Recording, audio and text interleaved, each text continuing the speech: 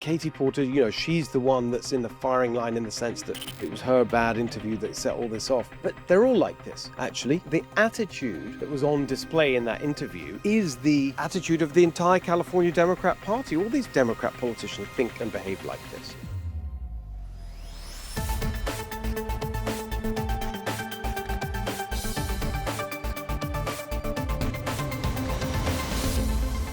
Hello, everyone. Welcome to the Steve Hilton Show. Great to have you with us. Some great conversations coming up, including with someone. If you're online and you're following California politics, especially San Francisco, there is a great account called World Peace Movement. And the guy behind that, Darren Stallcup, he is with us today for a fantastic conversation. You will love meeting him. Really good fun. Jenn Horn is here with the latest on Katie Porter Gate, plus the updates you need on which bills Gavin Newsom has signed. Of the thousands that were passed by the state legislature this year, that is a whole other story. We'll get to that in a minute, but I do want to start with a big story that the whole world is watching. That we're taping this Monday morning, October the 13th, just hours after the release of the remaining living hostages in Israel from Gaza, where they've been held in captivity for just over 2 years. And I got to tell you, it's an amazing human story. Watching some of those scenes of the reunifications which are happening in hospitals where the former hostages are being, checked up, obviously, for their health. Just seeing them in the arms of their family members absolutely, brings tears to your eyes. It's completely wonderful on a human level. And the part of this that we can all get behind and celebrate, of course, the, hope that this is the end, not just of this war, but the beginning of a real serious peace process in the Middle East. That's still to be determined. Obviously, it's just day one almost, day two, I guess, of this being implemented.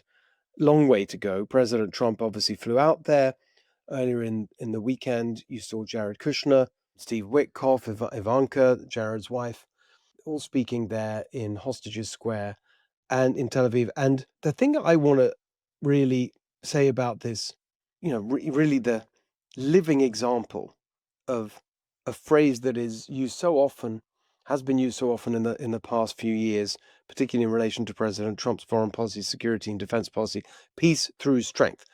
There's nothing, I think, that captures that better than what we see here.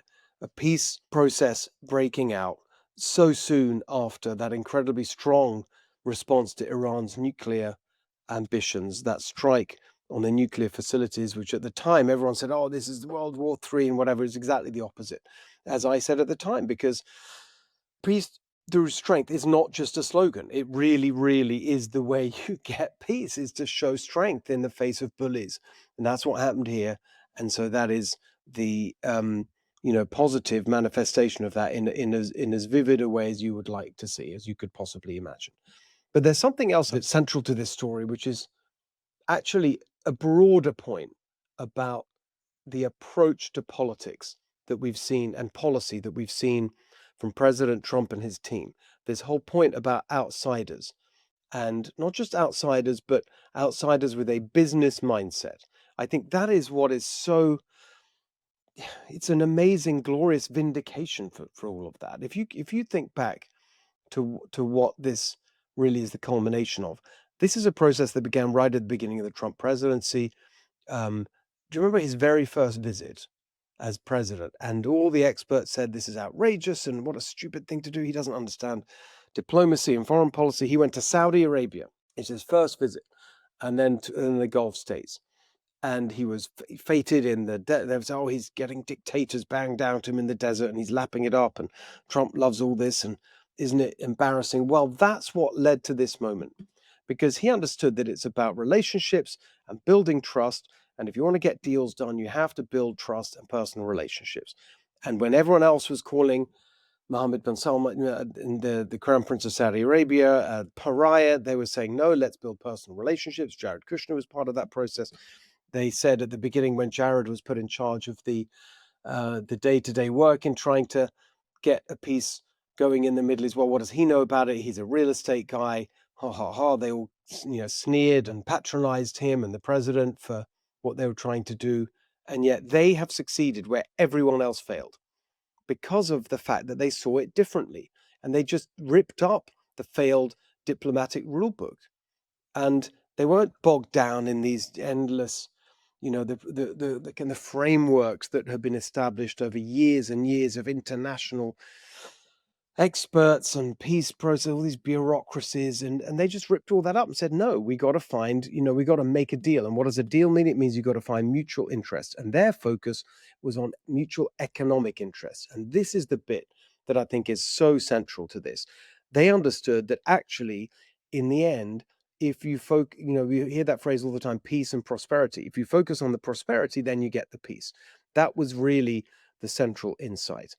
And it reminds me of a story that I'll tell you. Years ago, when I was running this company in England, that I started with a friend of mine, called Good Business, and then I wrote a book of the same name.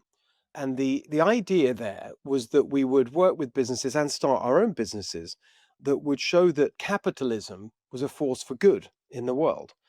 And when we wrote the book, it came to the attention. I remember back in the day sitting in our office in London, and it was like, I don't know, 1999 or something like that, just before the turn of the last millennium. And we had a fax machine. It's how old it was, how long ago it was. There was a fax machine sitting in our office, and it started, you know, sort of, chattering, and this sort of fax came out of the machine, and it looked strange. I went over, had a weird, unusual letter heading.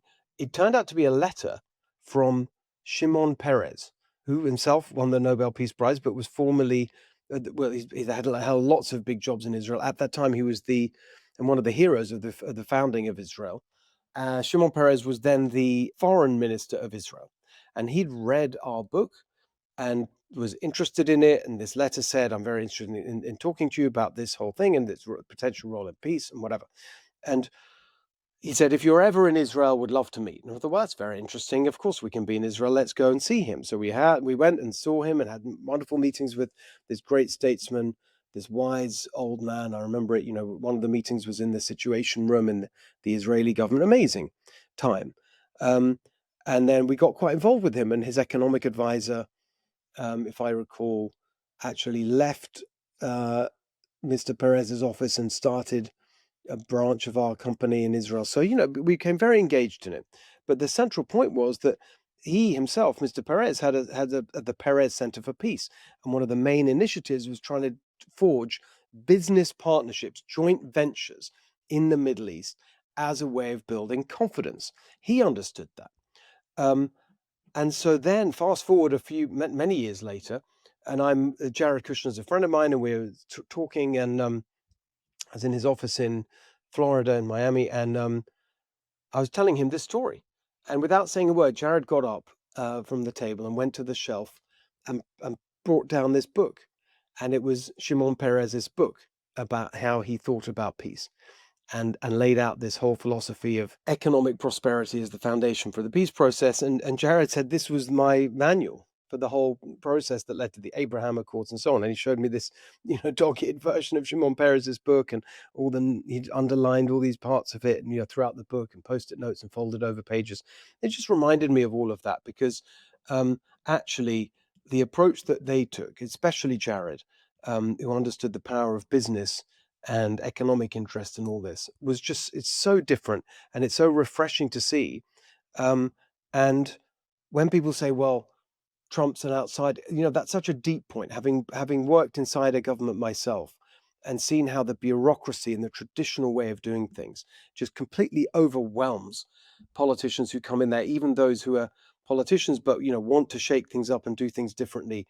But the power of the machine and the groupthink and the way things have done to just overwhelm all of that is incredibly strong.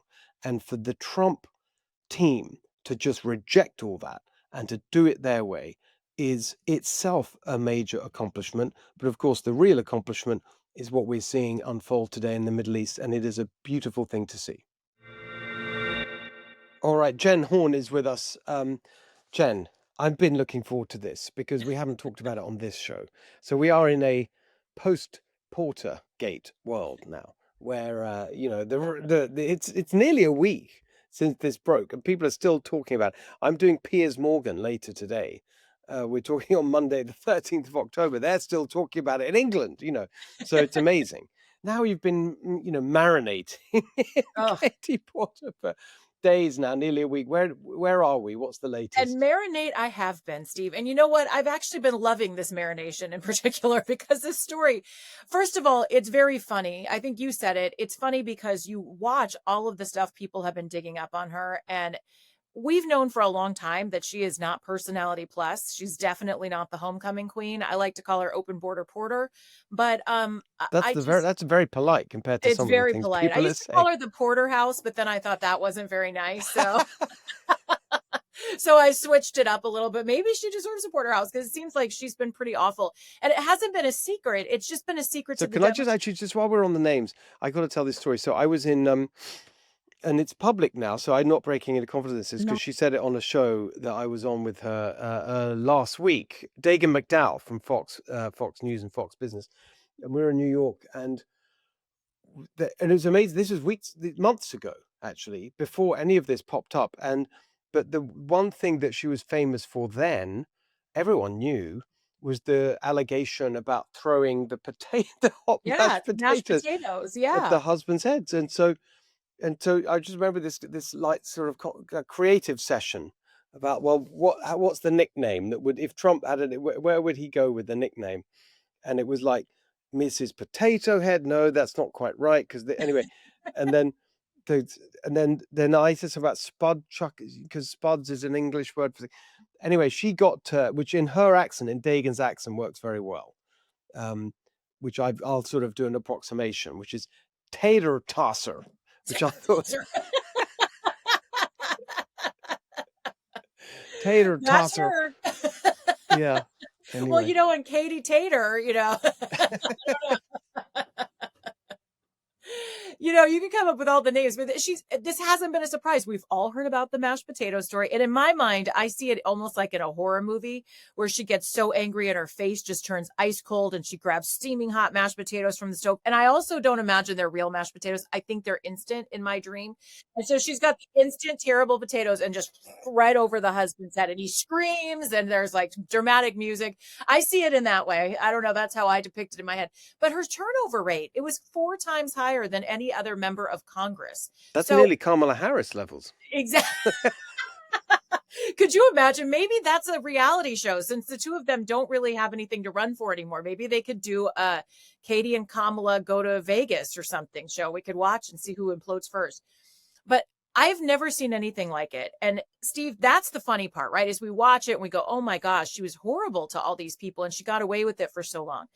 But what I think is the tragic part of this story is it really gives a shocking look at how politics run in California on the Democrat side of the aisle. And it was revealed to us all with Katie Porter answering one question from Julie Watts in Sacramento. And she said, you don't think you need any Republicans to win the governor's race in California? And she said, no, ma'am. Or I'm paraphrasing, but she said, no, ma'am. Haha. And she laughed because she said, I'm convinced I'll be running against a Republican. They have this thing so figured out, Steve, and it's insulting because we have a strong Republican candidate in this race. We have someone that they shouldn't just think is a layup, and it's going to surprise them. But this is what Democrats do. They think that if they run against a Republican, that's their ultimate scenario, and they will put all of their money into getting this outcome that they think is theirs. And what's so insulting to the voter is that the voter doesn't get to pick the Democrat candidate. The voter actually is told by the Democrat Party who the front runner is. And then you just see that they expect to win. They expect it. They don't even think they have to earn it. And I told you, it is now time for us to share this message with voters. Do you want someone who is going to earn your vote, or do you want someone who expects your vote? And I think that's what was really the revealing side of the Katie Porter story, is that she just thinks she's going to be the next governor. And that is not how our state should work. That's not how voting in the state of California should work. It's a really, really great and central point, and that's and but it's right to connect it to the machine aspect of it, the Democrat machine, because the point I've been making, nearly a week now since this broke, when I've been talking about it on the media, is that they're all, this is okay. Katie Porter, she's the one that's in the firing line in the sense that, it was her bad interview that set all this off. But they're all like this, Yeah. actually. That the attitude that was on display in that interview is the attitude of the entire California Democrat Party. All these Democrat politicians think and behave like this. They've made the plans before the voters have even shown up to cast their vote. And I think, that's what we saw the last time around with the Senate race. Adam Schiff wanted to run against Steve Garvey, so he did whatever he needed to make that happen. Katie Porter was in that race. And what happened? The machine says, well, we'll take care of you next time. She was going to be the front runner for them in this race. It's also really important to note the types of people that the Democrat Party looks at. They look for transactional actors. They look for candidates that can be controlled. That's why we have Kamala Harris. That's why we've had Gavin Newsom, who, by the way, is one of the better ones at it because it makes it look like his ideas are actually original, but he's taking orders just like everybody else. They go for people who are going to take the help and then have to return the favor to the power class that ruins California. Largely, I would say these are the people who run the unions in the state. These are the people who run the environmental groups, who have a lot of money that pour into the party, that want to get their back scratched. And so Katie Porter was the ultimate in transactional actors. What does she stand for? Nobody knows. Well, they've got another one coming down the line now because Alex Padilla they're saying the political class wants him to get into the race. Now that means California Swamp wants him to get in because they think he'll be the next one that they can control. They like the narrative because Katie Porter, of course, was the white woman. Now they can have the Hispanic man. That's going to be their story. And it's so disgusting how we have let the state get so out of control in a Democrat power party that doesn't even respect their own voters. Forget Republican voters. They don't respect Democrat voters to actually make a decision. It's funny. If I had to vote for a Democrat in this race, I'd probably look at a Antonio Villaraigosa, or I might look at a Rick Caruso if he gets in. There is no way that those candidates will get any love or play from the Democrat machine. Not because I, by the way, 100% agree with them, but they are not controllable. Those two would actually govern in the way they saw fit, not how the machine would tell them. And that's what disqualifies them before they even start their campaign. So why, I agree, why don't they? I mean, if you look at the current, I know it's very early in the polling, but it's pretty consistent as well, and the numbers are all overall pretty low because there's a lot of don't knows, but the sort of pattern of the polling is pretty much consistently in the last couple of months. Katie Porter number one, I'm number two, and then you get some in the mix there, some combination of Javier Becerra, Villaraigosa, Chad Bianco, the other Republican. That's usually the top five. Actually, I Yeah. think that's been very, very stable. Um, and so what's wrong? Why are they doing Padilla? I'm just curious. What's wrong for the Democrat machine with Villaraigosa you've touched on, but I'd like you to expand on that a bit, and also Javier Becerra. Becerra's the mystery to me because if I were a betting woman, I would think that he would be next in line. But I wonder what it is about him that they know that we don't know, because clearly they are not even interested in discussing him, this power machine. So I'm kind of confused by that. He checks the same boxes that Padilla checks, but I've never met Becerra in person, and I don't, I don't like to be mean, only a little bit, just a little snark, but I have met Alex Padilla, and I can definitely see why they think they could control him. Um, and I'm saying that in the nicest way possible, truly. But I think that, um, it looked like when I met him a few times, it looks like he's being operated by a drone, and someone that you don't see is actually like holding the remote control. So I get why he is appealing to have him kind of in that controllable spot as governor. I don't know. Maybe Javier Becerra is a little more steadfast, or maybe his own man. But look at what Padilla did. I mean, he played the fool. He played the idiot. He did the thing that no one wanted to do, which was break into Kristi Noem's press conference, acting like a jerk and falling down to the floor because of it. and charging her. I mean, you think that that's a useful idiot for you? Nobody in their right mind would create that stuff create that situation for themselves, but he did it. And he's proud of it. They use it in commercials now to try to amp him up. So I don't know. I feel like he's the next in line. That's who they want. And then you have the question, does he get to pick his own replacement for the Senate if he does become Oh, governor? yes. Wow. That would be a big question, right? I mean, I don't know. Maybe, Steve, it'll be you that gets to pick the replacement for Senator Padilla. I would like to see that. Interesting. And I'm available, by the way. I'm just So wait, what about Villaraigosa? I mean, he's just I mean, I know him a little bit. I like him. I get on Oh, with I him think when we he's meet. not controllable. I think Villaraigosa, I can't believe I actually look back to Los Angeles under Villaraigosa as the good old days, because there was plenty for me to complain about when he was mayor.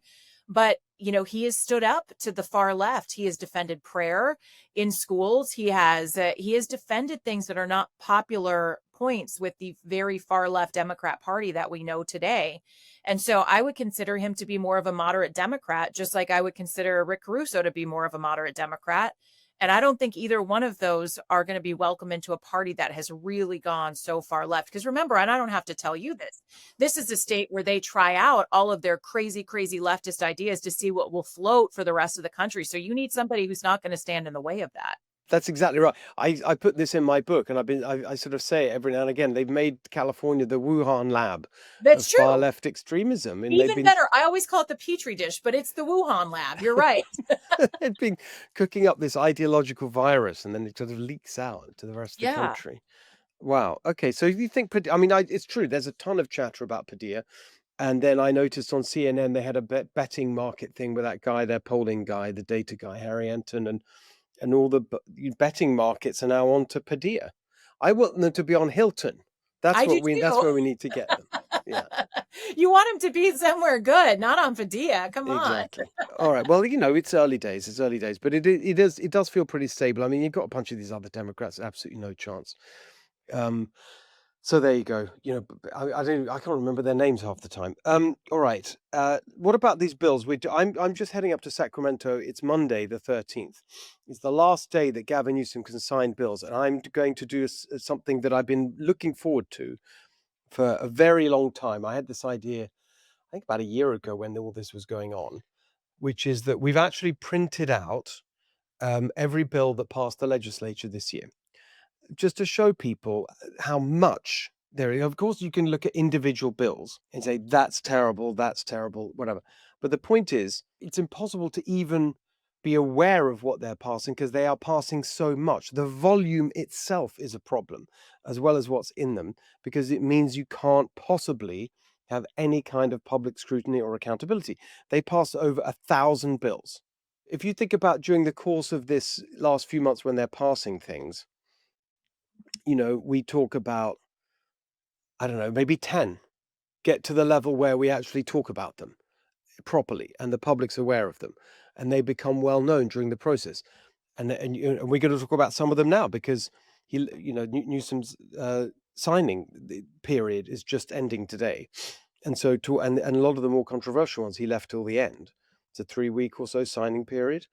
And so those bills, we know the names become well known in this weird political way for a few months as people are discussing SB 79, AB 495, but that's a tiny, tiny kind of tip of the iceberg of what they're actually passing. So the point I'm going to be making today is like, as governor, no, I will stop. I'll veto most things. You've just got to calm down and stop Yeah. passing so much legislation because all of these bills end up adding to the burden of cost and regulation and hassle in California. Anyway, And we what have enough laws. Like, we need to start enforcing what we've got. enforcing what we've got exactly. So Mhm. where are we? What is he passed? What's Well, the one that I think, latest? I mean, this is the one that I have to laugh at, and it's reparations, which I just think is a terrible idea in general, but a terrible idea in California, which was never a slave state. No one here owned slaves. No one here was a slave. And so this is, I think, just the utter ridiculousness of, again, Gavin Newsom trying to kowtow down to the left.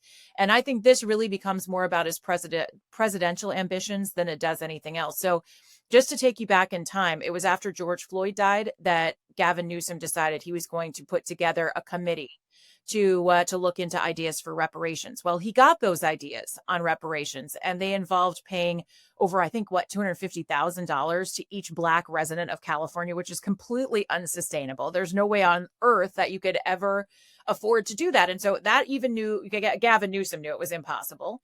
So when it was set to go to the floor to vote on this, Gavin Newsom made a phone call to the Democrats and put the vote on ice, which ticked off all of the people who were there in the room trying to get their vote passed. So you might remember Bill Asaley, who's now the U.S. Attorney for the Central District of California, actually asked these guys why they were so upset. And he, the Republican, actually called for the vote on reparations just to try to get the Democrats on record Right. trying to say no to reparations. So it was an interesting tactic. Well, now you have the reparations bill back again, and the Black Caucus has tried to push this through. They got it signed. So instead of providing direct reparations, this bill that Gavin Newsom signed is actually taking $12 million, which in the scheme of California is not a lot, but we can't even afford to spend $12 million if we don't have any money. And it's not going to give money directly to Black Californians. Oh, no, it is going to create an agency that will then try to figure out how to give money to Black Californians. So once again, another committee, another study, So another it's commission. reparations bureaucracy, It's but no bureaucracy. actual reparations. No. And this is what he's going to do, though. He signed this, I believe. I don't think Gavin Newsom would normally sign this bill. It's ridiculous. It's nothing. But he wants to be able to go into South Carolina when he's running for president and say, look what I did for I set up the first in the nation reparations agency. you can hear it from here. You know exactly what he's going to do. And that's why he did it using our money to help feather the nest for his presidential run. It's exactly like Prop 50. That's These right. are all illegal, corrupt contributions to his presidential campaign. That's what's That's going on. exactly right. So Yeah. he's setting up an agent. I mean, it's unbelievable. Yeah, spend money and help no one. Look, I'm not for reparations, but if you're going to take $12 million out of our budget, instead of giving it to some bureaucrats, I'd rather you just send $20 to Black people in California. You know, if you're going to use that money, however it divides up, it's ridiculous. It is absolutely ridiculous. There's more paybacks to their friends. What else?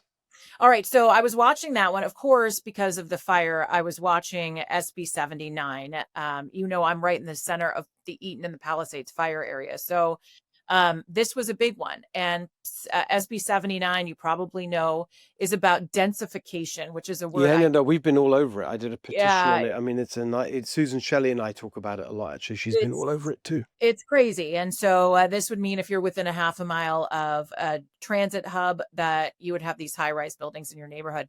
Well, Gavin Newsom said that he would sign this bill. And of course, just also, you have to know it was put together by Scott Wiener, who I always call the purveyor of all bad ideas in California. If it comes from him, it's not good. But it came from him, and Newsom said he wasn't going to sign it unless it had a carve out for the fire zones. It did not have a carve out for the fire zone. Interesting. Guess what? He signed it anyway. So for those people who are upset about this in the Palisades, I guess it's a good luck to you from Gavin Newsom, and hope for the best. But this thing is in effect, and there weren't any carve outs made. And I think what's also dangerous, you probably talked about it with Susan, is that you can put a transportation hub near anybody. Literally everybody in my county of Los Angeles would be within half a mile of a bus or a train, or if you're not, they can move one there if they want to start putting these high rises in. And we've talked about this, Steve, especially in the Palisades area. You can't help but think this is their place that they're just drooling over to try to test what their city of the future looks like in California, with lots of high rises and neighborhoods being wiped out and taking away the California dream from people who paid a lot of money to live there. And it's a shame. Well, and again, just before we move off this one, the ideology driving this is this ideology of density, infill development only. We've got to have more housing density. Everyone's got to live in apartments with no parking and use transit because of climate change or whatever. That's not how they live. Is that, Gavin Newsom doesn't live in an apartment. Nancy Pelosi's not trundling around San Francisco on the Mooney, doing like just taking transit. I mean, it's just ridiculous. And so it's elitism. But it's also crushing the California dream of a single family home. That's how we want to live. And that's what they're against. And they call it sprawl, and I call it the California dream. And when I'm governor, we're going to get it back. All right, next. All right. And then, of course, the last one I was really following it through this session was AB 495. That was the one that, gosh, many parents were involved with fighting back. Pastor Jack Hibbs, who I know is a supporter of yours and a friend of mine, He did great work trying to fight this. It really allows the school more control. It allows guardians to have less control. I mean, really, it sets up a situation where you can have the state take over parenting responsibilities, lickety split, and that can include gender transitioning. It can include all sorts of crazy things. And you would think that that would be too crazy for California Democrats, but you know that they love to attack our children and they do it over and over and over again. And I was actually surprised that Newsom signed this one. But he did. And as you mentioned, did it over the weekend. So he thought no one would notice. But a lot of parental activists have already gotten involved in this fight to push back. Well, I'm working with Jack's team and others actually to provide some practical resources for parents who are concerned, and want to protect their children. But also, when I'm governor, I'll find a way to overturn it because I'm sure, the mechanism for the governor to overturn legislation. It's not, I can't just sort of rip up things I don't like. But if you and I did this work thoroughly in relation to biological boys and girls sports. Sure. And I'm going to do it for all these other bills, which is that if you can identify places where a bill violates the California state constitution, then as governor, you can initiate the process of overturning the legislation. And even if you have a attorney general from a different party, you can do that. And that's what I will do for biological boys and girls sports. I've already got the legal arguments down there, all settled. And I'm sure we can do it on this. I can't believe that this is constitutional. I just can't believe it. Yeah, I'm sure if you dig, you will find a way to make sure that this gets overturned. It's just it's bad business. And when it comes to our kids, I think they can get away with this stuff as a power grab. And I don't know. This could have I think, a direct opposite impact to the Democrat Party because this is how you're getting people to join the Republican movement, and that is by going after kids and going after their health and trying to put the government inside of people's lives. And parents push back. And so, let's hope that if there is any silver lining here, that this wakes people up and gets them paying attention. Yeah, exactly. All right, last one. New entrant into well, actually, I was to say new. It's the first entrant, isn't it, into the LA mayor's race of any note, That's other than right. Karen Bass. I thought, I was wondering, I'm like, is somebody going to jump into this race? She's not in the strongest position. She's not very popular.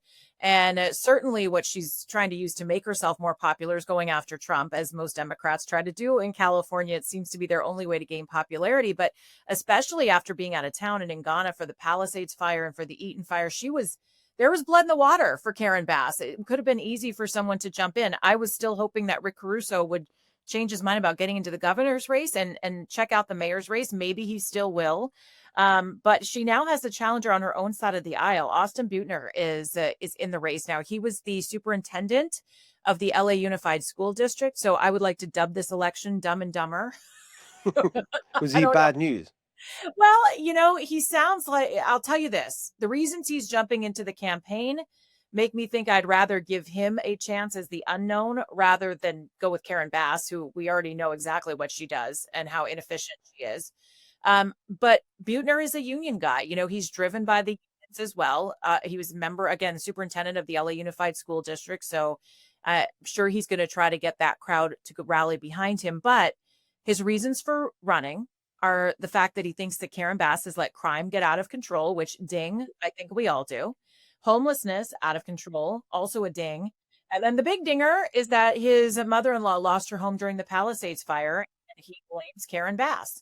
So, again, do I think I line up with this guy 100% of the time? Probably not even 99.5% of the time. But for those three reasons to jump into the mayor's race, those are indeed problems that Karen Bass has. And so I'd be willing to at least listen to the story until we get another better or more viable candidate into the race. But at least now she has to run. I was just so surprised, Steve, that someone hadn't jumped in earlier when she was going through all those struggles, explaining away her failures during the fire. And it's like she didn't have to answer to anybody. So I'm just glad, even if it's another Democrat, that somebody is in the race and it's going to make her work a little bit harder for LA. Yeah, I mean it's insane if after all this she's basically re-elected unopposed, I know. effectively. It just So doesn't seem right. I guess people were waiting to see what Rick Caruso would do. Yeah, I think that's it. And I think they realized he had so much money that perhaps he could be a challenger. I think this time for Rick Caruso to get into the mayor's race, especially right after the fire, would have been so beneficial because he could have pointed out what she was doing wrong. I know he did that, but he's not doing it on the same platform and doesn't have the same standing as if he were actually in the race. I'm so curious as to what he is waiting for, or maybe he's just not planning on jumping in at all. I don't know. Maybe he just likes the attention. But I would have thought strategically that would have been a perfect time to get in. And now it almost seems like that ship has sailed. Now you're going to be working backwards, and now there's another challenger in the race. I don't know. It's Do you think that he could beat this guy, Rick Caruso? I'd assume. Austin Butner. Yeah. I think that Rick Caruso probably would have the best chance against Karen Bass because people know his name and knew him from the last time around, and maybe they might have had some buyer's remorse. Maybe Yeah. they. So I think he's probably well positioned to take her on, probably more so than Austin And Butner. presumably it's the same deal as with the governor's race, right? Yeah, There's the primary, there's the top two. So they'll all be he has to do is come second, and then he's in the general election. Then it's him and Karen Bass. well, and I think that's what happened. I think Butner and Karen Bass would kind of cancel, work on canceling each other's votes, and then you'd have Caruso in another lane. So I think he might even get into the top two as the top vote getter, and then you take on who's ever left, most likely Karen Bass, because people just vote for the names they know, and at least you're in the top two, and you can move forward and you have a fighting shot. So you're not thrilled about this guy, Austin Butner, but it's better than nobody. I mean, here's the thing. I think it is better for us, the constituents, when people actually have to work for their office. And so I will always be happy to see people jump into the race to make them actually have to run. I don't think anybody should get to just waltz to another term, especially with a record like Karen Bass. So I'll take anybody who wants to jump in the race, certainly. I don't know how much of a threat he'll be. I mean, we'll see. Again, I think the prime time for someone to have jumped in would have been last March or April. I know it's early, and I know people would say, oh, it's a little too early, but it's really not. I think that would have been the moment where you could start standing side by side with the mayor and pointing out what she was doing wrong and really giving voters an option. And so I think a lot of that time has passed now, but we'll see. It's still a long, almost, 8 months until we get to election day. So We will follow it, as they say. All right, Jen, we'll fantastic. follow Great the to see you. story. We'll follow You it and too, let you know Steve. what's happening. And wait, and I'm seeing you, Town Hall is coming up this weekend, isn't Sunday. it? Yeah, exactly. Can We're you going to just be tell together. everyone quickly about that, because is there still time to get tickets? You sold out? Yes. What's going on? We would love to see you. So if you want to come out and see Steve, and we've got Assemblyman Carl DeMaio, he's going to be zooming in from his bus tour for Prop 50. We've got Sonia Shaw, Alex Villanueva, Don Wagner. Your friend Shiloh Marks is going to be joining us. I believe we have another assemblyman also coming. Tangiapa, I think, might be there as well. Plus, Scott Jennings. We've got a special tribute to Charlie Kirk, Larry Elder, Sheriff Mark Lamb, and Chris DeGaulle. It is going to be such an amazing lineup. And people can still get tickets. You just go to am870.info, click on the town hall banner, and then you get your tickets. And we do have a code that I'm going to extend for you guys. Wow. Listen, listeners, it's code FREEDOM. Buy one, get one 50% off any ticket. So it's a BOGO sale. Code FREEDOM at checkout. We love it. Still time. Next Yes, Sunday. Sunday. We'd love to see you in Orange County at the Hyatt Regency. Fantastic. Really looking forward to seeing you all there. Thank you, Jen. Thank you. Joining us now, a friend of mine who's been on the show before. You may remember that if you've been with us for a while. He stood up against the COVID madness, particularly in relation to homelessness. But he's standing up to the Newsom regime again. He's the mayor of El Cajon in San Diego County, and he joins us now. Bill Wells. Bill, great to see you again. Here we have another example of a Republican in California trying to do something sensible, and Gavin Newsom and the Democrats saying, you can't do that. We're going to stop you. What's the latest? Tell us the story. Well, first off, the backstory is that Rob Bonta and I have been at war for about 4 or 5 years now. And we were at war over COVID, because in COVID I said we're not going to follow any masking or any other kind of restrictions for COVID. We're not going to fire anybody for not getting the injection. So that was a big contentious point with him. And then later, the county of San Diego were filling up our hotels with homeless vouchers. About 51% of that entire program was in our city, which was actually relatively small. So I pushed back about that. And then Rob Bonta threatened to sue me. And then I called him a thug for that. And then he threatened me that if I ever called him a thug again, he would make me sorry for that. I said, well, that's exactly what a thug would say. And so that's kind of the backdrop. What this is about is we have these flock license plate reader cameras, and they're pretty ubiquitous throughout law enforcement. We have the 100 cameras in our town, and what happens is we look at every license plate that's driving down the street, and if that hits up with a felony warrant or a police department is looking for somebody, they'll get an APB on them, then we'll be alerted that we have a dangerous person in our midst, and then we will arrest them or stop them. And you know what's great about it is that it gives the police officer a heads up about how dangerous this person is. Like we had a problem once where somebody came in from out of state. They had committed a very serious violent crime in that other state. He was sleeping in his car on one of our streets. And so we sent out, instead of just one police officer, we sent out 3 cars. And the guy actually pulled a gun, and it became a big deal. But if we had just sent out one police officer, not knowing how dangerous person, the police officer probably would have been killed. And we've had several incidents like that and murders solved. So what Bonta is saying, and by the way, this law that we could do this was passed in 2015. So this is not like a brand new thing that we're flouting the law. And what Bonta is saying now is that we possibly could use this data to help other states, other jurisdictions with ICE, that we could stop women from coming into California having abortion, or we could stop kids coming into California that have transgender care, surgery, and that kind of thing. And that's kind of a paranoid liberal fantasy is made up out of whole cloth. But he's bullied every other city in California into giving up this tool, this law enforcement tool, because of this fear. And we are the ones who said no. So what exactly does he want to see? Because I think that I'm just trying to understand, is it about the storage or is it about the usage?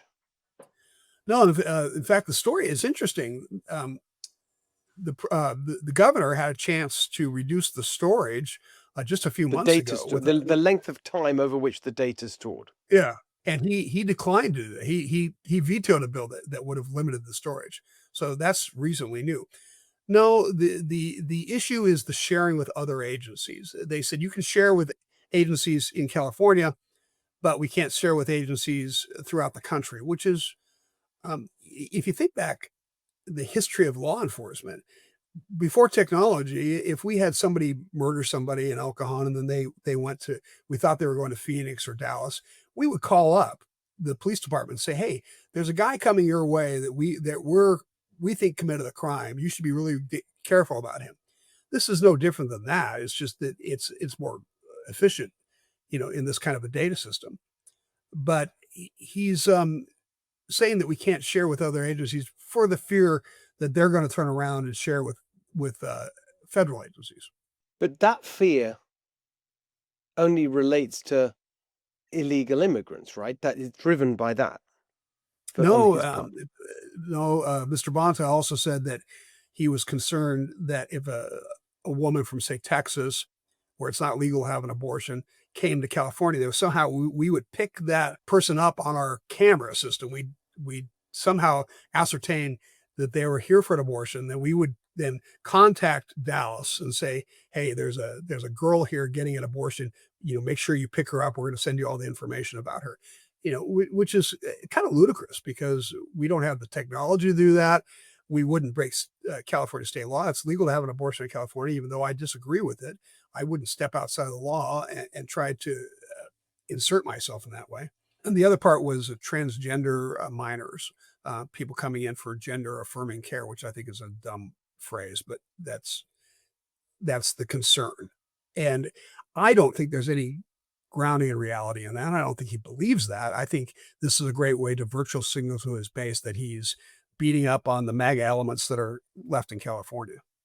It's incredible, isn't it, that the extremism of their ideology, that they're prepared to thwart some practices that can help prevent violent criminals from causing mayhem, injury, death. They're prepared to thwart any attempt to stop that because of the need to pander to their far left activist groups. It's really amazing. Well, I mean, part of it's good news because I think part of it is it shows the desperation that they're losing their grip on the conscience of the people, and people are waking up and realizing how dangerous they are. And so they're doubling down and trying to reach out to the few. They're trying to activate the base that they already have that will never change.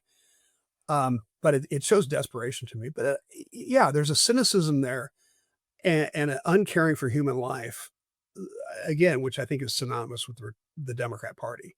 But it's shocking to the senses that you might not want to have a 26-year-old police officer go home to his wife and baby because you want to make a point. It seems unconscionable to me. So where does this stand now? I mean, what's the actual, legal process or political process around this particular practice? Well, the legal process is that they have sued us, and we're going to have to appear in court. We have to defend ourselves. Um, a lot of people are upset with me because they say, "Oh, you're going to spend millions and millions of dollars defending this law for no real reason. Why don't you just comply?" My answer to that is twofold. One, it's not going to be that expensive. If I could show you the law, it's really two basic sentences. Anybody who could read would be able to understand that law. We've talked to several attorneys. They all say, "Oh no, you're absolutely in the right. It's obvious." I mean, so it's not going to be that difficult to defend. Our attorney will write up a statement. Their attorney will write up a statement, and the judge will decide. So I'm not worried about spending the amount of money to defend it. But the other thing is that every time we stop giving up our rights, and we buckle in the face of tyranny, I think we come closer and closer to having no hope in California.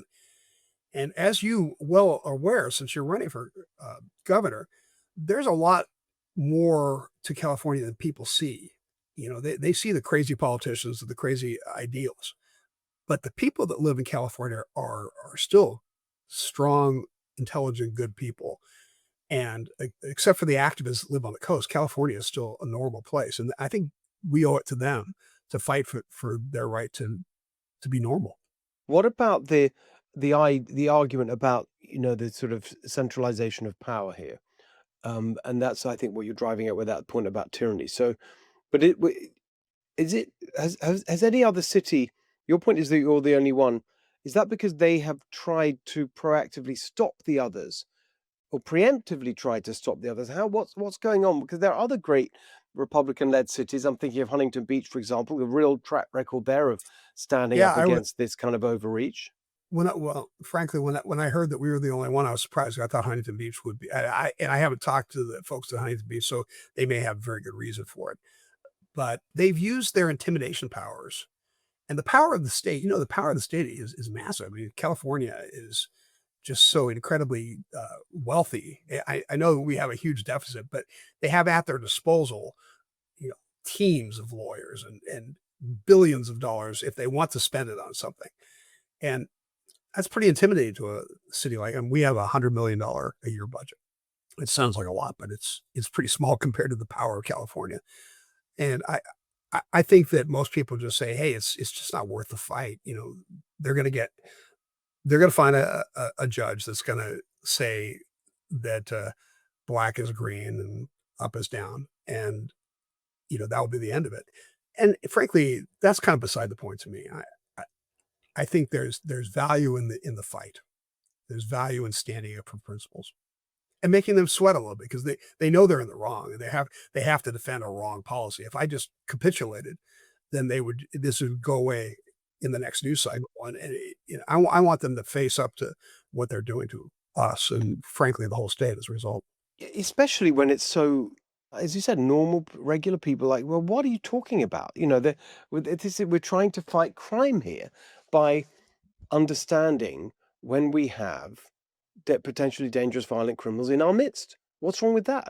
No, it actually reminds me a lot of the whole boys and girls sports kind of thing. It's like anybody who's really paying attention knows that it's a dangerous situation for girls to be competing physically with boys.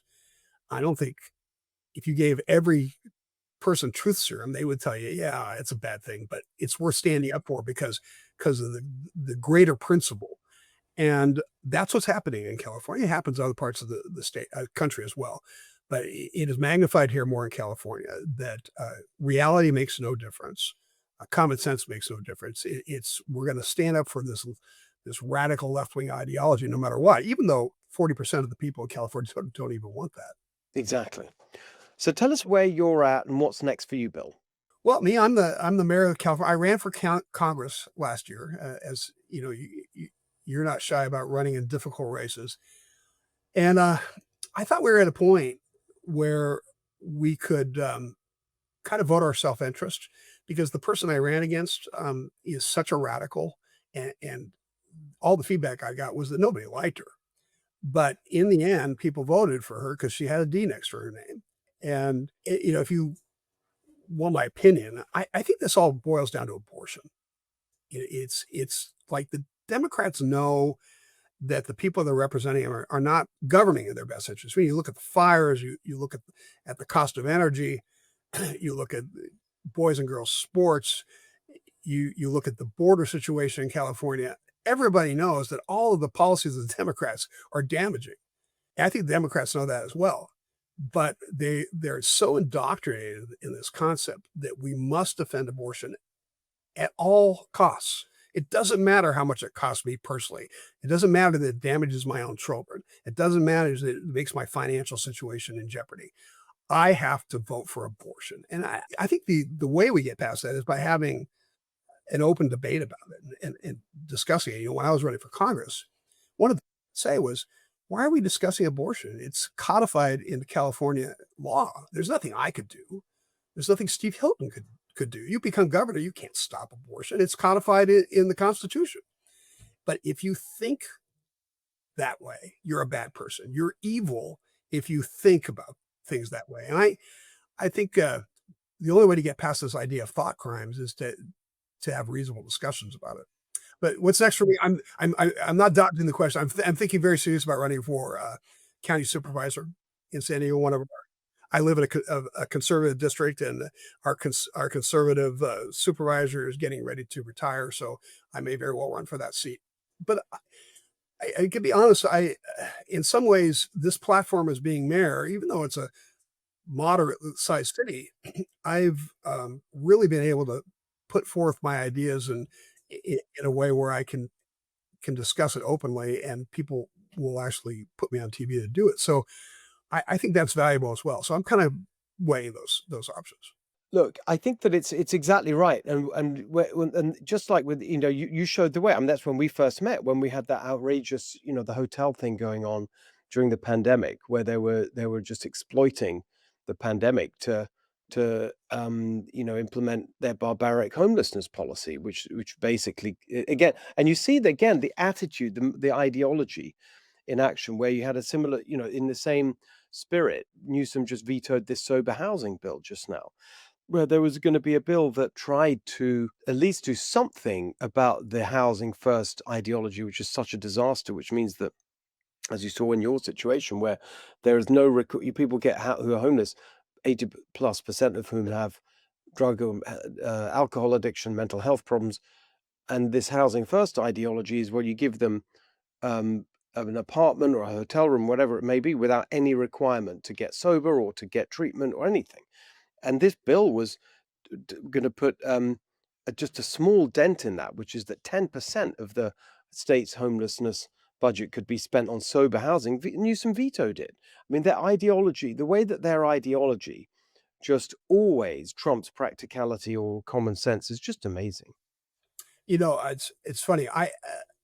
The one thing that I probably am an expert at is I'm one of the few politicians you'll meet who's not a lawyer or some kind of government person. I'm a doctor of psychology, and I worked in when I was younger for about 20 years. I worked in emergency rooms doing psychiatric evaluations. So I've worked with the homeless all my adult life, and it's funny. Nobody wants to hear anything I have to say because they are so married to this housing first idea. But I can tell you, in my 20 years of seeing homeless people in the emergency room, I can't think of more than maybe 2 or 3 times when that person didn't test positive for drug and alcohol. Drug and alcohol is the problem. That's what we are enabling people to die on the streets from their addictions and to have all the resources they need to be addicted. And if we're ever going to solve this problem, which I absolutely think we can, we've got to first have the political courage to say this is not about housing. It's not. We've seen it a million times. We've spent $25 billion on housing in California in the past decade. We've seen housing rise by about 58% for the homeless. And yet we have about 70% more people on the streets than we had 10 years ago. You can't build enough housing because they'll go in there, they'll trash it, and they'll still live on the streets. It's a strange thing. And people say, "Oh, you're so mean to the homeless. You're so pejorative about them." I don't think being an honest evaluator of what you see is being hard on the homeless. Until we realize it's about drug and alcohol, we're not gonna fix this problem. And I think that is the number one problem in California. It is, and it's heartless not to do that. They're the heartless ones to say, "Oh, it's Oh fine. yeah, We're just going to let you keep doing this. We're not going to help you get your life back on track." The way I always put it is, we would never let someone we love continue in that situation. exactly. So why do we try and get them clean? We try and get them help. We try and get their lives back on track. So why do we put up with it and tolerate it and think it's a positive, which these Democrats do, as in terms of their rights or whatever, You know, um, for someone we don't know? I can't answer that question because I grew up in Cal. I was born here, and people will tell me, "So you can't stop homelessness. It's just always been with us." I said, "Really?" Because I don't remember it in the Exactly. 60s, 70s, 80s, or even most of the 90s. I mean, all of a sudden we gave the state over to the Democrats, and then suddenly now we have this big homeless problem. You think that's not a coincidence? Or you think it's just a coincidence? It's not. It's policy driven. Exactly. Well, you're standing up against the madness, so I love that, Bill. It's always great to see you. Good luck in this case. Hey, we're all pulling for you, Steve. We're praying for you and pulling for you in this race. Well, thank you very much. That means a lot. I really, really appreciate that. And I feel that actually. I honestly feel that, and it gives me a lot of strength as we build this movement. And I'm feeling very optimistic. It's not going to be easy. I've never said it'll be easy, but I'm very, very confident that we can do it because we can't go on like this. And I think people are realizing that. So, Bill, well, it's great to see you. Me too. Thank you. Oh, it's such an exciting moment. World Peace Movement joins the Steve Hilton Show. Darren, it's been amazing watching you in action out on the streets, making incredible videos and commentary on the madness of what's going on in California. I would just love to just introduce yourself to our audience. It's our first conversation. As I just said, I'm sure it'll be the first of many. Tell everyone, who you are and how you got into all this. Well, first off, I just want to say thank you so much for having me, Steve. Always a pleasure to be on the Hilton Show. We are making California golden again, to say the least. And yeah, long story short, my house burned down to the ground when I was a kid. I started hitchhiking northeast, south, and west across the United States of America. Ended up in an Eskimo village in Alaska on the Arctic Ocean, dog mushing underneath the northern lights. Now I'm back home in San Francisco, fighting the good fight, where for years I've been on the front lines, in the trenches, documenting the humanitarian crisis, the corruption and incompetence of California Democrats, as well as raising awareness about the dangers of fentanyl in our community, fentanyl showing up on playgrounds and in schools. And just like many of the people viewing this video at home, I also have many family friends who have died from fentanyl. For those of you who are unaware, fentanyl is a form of chemical warfare on the American people. Comes from China across the southern border into our big cities and small towns. And I'm just really happy to be here, Steve.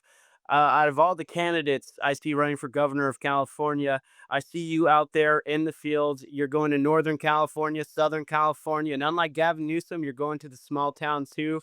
You were just in Eureka, Crescent City. I have a lot of family and friends in Del Norte, Mendocino, and Humboldt. So I love seeing, a politician who actually cares about our community out there. And you're also in San Francisco and Los Angeles, in some pretty hectic situations, to say the least. Los Angeles has Skid Row, San Francisco has the Tenderloin, Oakland has 13th Street, Kamala's hometown, of course, and 4,000 people have died from fentanyl in San Francisco between the years 2019 and 2025. There are over 200,000 people living on the streets of California right now as we speak. Growing up in the San Francisco Bay Area, I have personally witnessed San Francisco go from being the cultural capital of the world to the technology capital of the world to what now unfortunately seems like the homeless fentanyl capital of the world. In the 1960s, there was that age-old notion, let's hitchhike to California. And you had people from New York, Florida, and Texas, and everywhere in between coming to California with nothing but the clothes on their back. And that was when California's American dream shined at its brightest. You were able to come here with nothing, and after just a few years of working, you could settle down, build a life for yourself, buy a home, start a family. And unfortunately, under Gavin Newsom, the American dream in California has turned into a California nightmare, to say the least. Now we're witnessing the decline of Western civilization, and everywhere you look are the signs. And now we have states like Texas, Florida, New York busting their homeless, criminals, and drug addicts on buses across the country to drop them off in California. And now, when I'm walking around San Francisco, I'm not seeing hippies smoking pot anymore or making music. I'm seeing people shooting up fentanyl and needles. I'm seeing them smoke fentanyl off of tinfoil through straws, which, by the way, I thought we banned plastic straws. How come these guys are able to find a straw? I can't find a straw at any of these restaurants I go to. And I mean, it's ridiculous. It's like almost the exact opposite of what California Democrats are saying is happening. When they say harm reduction, of course, it's causing more harm. When they say progressive policy, of course, everything is becoming progressively worse. We are on the 20th year anniversary of Gavin Newsom's 10-year plan to solve homelessness, $20 billion later, and the situation is worse than ever before. And I know it's not just breaking Californian hearts or hearts across America, although some Americans have stopped checking up on California altogether. It's also breaking the hearts of the international community. There's so many people around the world, England, Scotland, Brazil, Argentina, everywhere you go, Japan, China. There's so much love for America, especially California, and it's so sad to see her fall from grace. And I'm happy to be here, Steve. You are a part of that force. You are the tip of the spear here in California. You're out there, you're having a conversation with families. You've gone to so many places in California now. I feel safe to say you know more about California than Gavin Newsom, and he was born here. Well, yeah, I mean, honestly, well, I definitely, I mean, look, yesterday I was up in Siskiyou County, one of our most northern counties, and they said, they literally had Gavin come in there. I mean, they were telling me like, um, he snuck in and out like a snake. That was the term that was used. Like he just slid it in and out, and he did some photo op with this ridiculous, they're taking down the dams on the Klamath River, and so and they feel really insulted actually, and so many people around the state do. And I think Gavin Newsom's incompetence and corruption is actually, we're seeing a major shift right now in the indigenous communities. There are thousands of Native Americans who are registering as Republicans, and they don't beat around the bush and they don't mince words, man. They literally describe Gavin Newsom slithering in and out like a snake.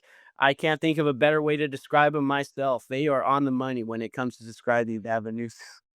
So look, I love your energy and passion for the state, and I feel the same way. What made you get into this? I mean, what was the point where you thought I can't just sit here, stand here.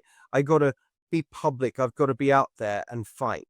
The tipping point for me, and honestly, the piece of straw that tipped over the wagon, was the sheer authoritarianism we witnessed during the pandemic when Gavin Newsom forced mask mandates on California families, but he himself was whining and dining at the French Laundry. And we see this time and time and again with California Democrats: do as I say, not as I do, and they are not true leaders. And in fact, many of us haven't ever seen them before in real life. I can't in good conscience remember ever seeing Gavin. I've seen Nancy Pelosi in the flesh. I've seen London Breed, I've seen Daniel Laurie, have not seen Gavin Newsom once at all. And it's really, it's concerning to me because wait, what was the original question? Oh yeah, the tipping point. Was it me waking up to my door getting kicked in and burglars breaking into my home, my girl screaming bloody murder, and I had to fight off burglars with my own two bare hands? And then I call 911 after I've managed to fight them off and I'm told to leave a voicemail at the beep. I don't know if it was the sexual exploitation of children in schools. They should be learning ABCs and one, two, threes and playing outside. And instead, these leftist teachers are exposing them to inappropriate adult subjects that they should not be exposed to. Or was it the fact that there are 20 plus people using fentanyl at the children's playground while there are children playing on the playground? Was it the fact that all the stores are closed, like the Led Zeppelin song? I mean, everywhere you look in San Francisco, there are for lease signs. Every block for lease, for lease, for lease. It's really sad, you know. San Francisco used to be a place where you could shop until you drop, and now it seems as though as if our local economy has reached terminal velocity in its economic collapse. And you know, just the quality of life. Every morning I go out and I count the bodies in the streets. It's all fun and games until the white van comes around. We have tents lined up and down the block, discarded used needles, broken government issued crack pipes on the ground. The list goes on, to say the least. You know, these corrupt nonprofits and corrupt organizations are working hand in hand with the homeless industrial complex. And both of these groups are essentially benefiting off the suffering, the less fortunate on the street. And it's absolutely heartbreaking when I think of all the honest Americans of all races and religions who died on the streets of San Francisco or Los Angeles or Crescent City, you name it, Sacramento, Oakland, San Jose. It's really sad. And for me, the greatest wake up call was the fact that when I walked down the streets of San Francisco, I saw United States veterans who literally gave an arm and a leg for our Yes. country, left to die on the sidewalk, exposed to the elements. And then these illegal immigrants come walking across our border, some just the day before. And next thing you know, they're handed a luxury Victorian hotel, $1,000 gift cards, food stamps, a driver's license, the whole nine yards. I had never seen so many resources allocated to one particular group. You know, I'd like to see these same resources go to our less fortunate American citizens on the street. It's, as you may know, the best way to a man's heart is through his stomach. So you can only imagine how a starving man feels. Used to be back in the day, there would be one or two homeless guys. Maybe one was a vet. Maybe one just maybe lost it all in the fire. They would go into the grocery store and they'd steal a sandwich, and that was about the extent of it. Now, I had never steal or encouraged stealing, but you can kind of, you know, conceive what their thought process was when they took one sandwich. But it's totally blown out of proportions. Nowadays, every time you go to the grocery store, there are large hordes of fentanyl addicts walking in with duffel bags, large duffel bags. And they're not just stealing a sandwich anymore, they're stealing everything off the shelf. They are clearing the shelves dry. And unfortunately, security guards have been told they're not allowed to touch them. The police have their arms tied behind their back. They are extremely limited in terms of the capabilities in which they're allowed to implement. And these people are ransacking our grocery stores all day, all night, every single day, rain or shine. And for me, when I started seeing our grocery stores close down left and right, the Walgreens on Fourth and Market, the Walgreens on Powell and O'Farrell, or the Walgreens on Sixth and Market, you have the Whole Foods on Seventh and Market. Which, by the way, this is you know, mostly London Breed's fault and Gavin Newsom's. it, they tried to open up a Whole Foods directly across the street from a harm reduction lounge, which is essentially a fentanyl lounge where they set up lawn chairs and people are able to sit around all day in lawn chairs and picnic tables and shoot up fentanyl or smoke fentanyl as they please. And you have a long line out the door. You would think a Star Wars movie is premiering or something. It's just it's a lounge for fentanyl, and they actually opened up a Whole Foods across the street from this fentanyl lounge. Um, And unfortunately, that Whole Foods didn't last 6 months. I think it was the fastest closure we've ever seen in our city. Our mall is absolutely vacant. There may be one or two stores still open at the mall, and one of them might be a Panda Express. Our restaurants, um, our mom and pop shops. I have personally had to intervene as a vigilante and on multiple occasions, not just at our grocery stores, just trying to defend our grocery store from the looters, but also at our restaurants. The Pinecrest Diner was robbed. I Love that successfully place. chased down. Yeah, yeah, no. Let's talk about that. I was walking home from work. I seen a gentleman run out with the tip jar, and I didn't think twice. I chased him down about a half mile, held him down till the police got there, and they gave me a citizen's arrest ticket, which is always nice. A nice collection of citizen's arrest ticket doesn't look bad in court. And then one time I was eating at the Cafe Central, which is a well-known European restaurant in downtown San Francisco. Amazing food, great chef, great staff. And I was at the corner ordering my breakfast when all of a sudden I noticed a large hand reach over my shoulder. Now, at first, I thought somebody was giving me a hug. And I turned around to look, and when I seen him, it was a robber. It was a drugged out, violent lunatic out of his mind, and I seen his hand reach for the cash register till to try and take a few dollars. He got his hands on a few dollars, and as soon as I seen him take money out of the register till, I knew immediately that this was a restaurant robbery, and I did not hesitate. I grabbed him and I held him down to the ground and placed him under a citizen's arrest until the police got there. The restaurant thanked me and offered me a complimentary meal, which I appreciated. And, those are just a few rare happy endings, successfully fighting off burglars, stopping the restaurant robberies, defending our few last remaining grocery stores from being looted. These are small victories, but I know the war is far from over. We've been taking a lot of losses lately on the front lines of California, and what's happening underneath Gavin Newsom's nose is absolutely repugnant. This is unimaginable. We are the fourth largest economy in the world. Walking around, this is third world conditions. The quality of life is almost non existent. And you don't just see it in San Francisco, you see it in Oakland, Sacramento, Los Angeles, even San Diego now. Unfortunately, families at Mitala Beach, they're swimming in the sewage waste of Tijuana, Mexico. I mean, the failures are top to bottom all across the board, and it's time for a change in California. Oh my goodness, you're so powerful. And it's heroic, honestly, because most people don't stand up, and most people don't get involved. And they're just this passivity as our state has been ruined by these lunatics. And they're not actually lunatics is the wrong, and it's an easy word to say lunatic. No, it's not like crazy. They're deliberate.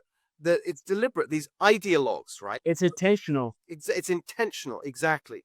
Um, what about I mean, how do you see what are you going to be focusing on? Even more of the same? Are you going to get what do you see the next, like, we've got a year and a bit, year and a half, I suppose, till a year and a bit until the general election when we can beat these people next year. Yes, sir. I agree. I think for the first time ever in history, we have the collective knowledge of humanity in the palm of our hands, at the tip of our fingers.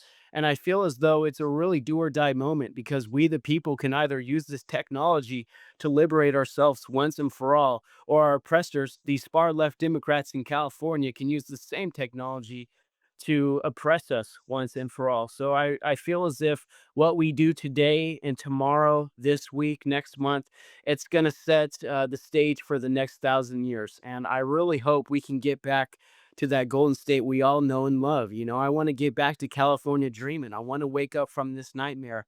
Unfortunately, it won't happen overnight. It takes a lot of work. It's going to take people of all races and religions coming together, setting aside their differences, and focusing on a common goal. And until we can actually flip California red, until we can get voter ID implemented, until we can register folks to vote differently, I don't think we're going to see much of a change. Yeah, but that's what you and me have, that's what we're fighting for. So I love, thank you, man. Honestly, I love the way your energy and your passion, and I don't know. I've always said it's not going to be easy to do this, to win, but it's not impossible. And that means we got to go for it. And I know you will, and I will, and let's do it. Yeah, I feel as though, yeah, out of all the candidates I've seen running for governor of California, Steve, I got to say, you're the one who's out there the most. You're talking to the most families. You're going to the most cities. And I'm even seeing parts of California I haven't seen since I was a little boy. And it's really nice to get those updates from you. And it's really heartwarming to see you talking with these farmers, these tradesmen, these blue collar workers. You're out there talking to lumberjacks in the redwoods, the whole 9 yards. You're down there in Southern California. You're talking to families on the beach. You're really there on the front lines. So I feel like I'm not alone. When I'm in the far left Lions Den of San Francisco, the ultra blue Democrat stronghold, I know I'm not alone. We have seasoned veterans like yourself on the front lines as well. And I know if anything happens to me, you'll be able to carry the torch and vice versa. And I'm looking forward to meeting with you on the road and rallying for you. And, I just got to say, I think right now here, I'd like to announce you have my support for governor of California, and I will be Oh, voting thank for you. you in the election. And I encourage all my family and friends in California to consider voting for Steve Hilton as well. I think making California golden again is priority number one. And I've seen you not just talk the talk, you're out there walking the walk. And there are so many other great, powerful fighters out here as well. And I know we're not going to go down without a fight, man. I love it. Thank you. I really appreciate that. Unexpected, beautiful. I really appreciate it. So last thing, Who else could I vote for, Steve? There's nobody else. tell everyone where they can follow you and keep up with your fight. If anyone's interested in following me or staying up to date with all things World Peace Movement, my handles on all social media platforms is Darren Stallcup, Darren Stallcup, Stallcup. If anyone's interested in supporting the World Peace Movement, our website is worldpeacesf.com. And yeah, we are bringing people of all walks of life together, and that's what the World Peace Movement is all about. People of all races and religions coming together to save the world. I personally believe, as a young conservative in California, it doesn't matter what race or religion you are. We're all brothers and sisters. Love is the answer. Together, we can save the world. And that starts with California, because as you know, wherever California goes, America follows. Wherever America goes, the rest of the world follows. So we have a lot of responsibilities. We have a lot of weight on our shoulders, and it's time to get to work. We are just getting started Yes. here on the West Coast, and we have many great things planned for you guys in the future. And I will be following Steve. I will be attending his events, and we are going to do everything in our power to make California golden again. And yeah, really grateful to be here on the show. Appreciate it. And yeah, thank you for all the love and support. Thank you. Thank you so much. All right. I feel like saying peace out. All right, what a packed episode. Hope you enjoyed it. Make sure you follow us on Apple, Spotify, YouTube, wherever you get your podcasts. Please, if you want to see California move in the right direction, join my campaign for governor, stevehiltonforgovernor.com, and we'll see you back here next week for the next episode of The Steve Hilton Show.